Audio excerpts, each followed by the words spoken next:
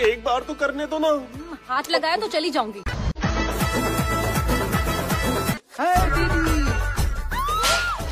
इतना छोटा।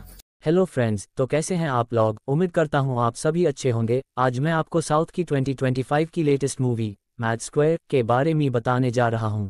अगर आप भी love story, action, drama movie देखना पसंद करते हो तो एक बार इस मूवी को जरूर देखना। अगर आप लव स्टोरी, ड्रामा मूवी देखना पसंद करते हैं तो चैनल को सब्सक्राइब कर लो और टेलीग्राम चैनल को ज्वाइन कर लो, जहाँ पर आपको लेटेस्ट मूवी की अपडेट और लिंक मिल जाएगी। इस मूवी में आपको नार्ने नितिन, संगीत शोभन, राम नितिन, प्रियंका जावलकर के साथ साथ और भी मल्टी टैलेंटेड एक्ट्रेस देखने को मिलेंगे। इस मूवी में आपको कॉमेडी, ड्रामा के साथ साथ एक प्यारी सी लव स्टोरी भी देखने को मिलेगी। अगर आप यह मूवी देखना चाहते हैं तो चैनल को सब्सक्राइब कर लो।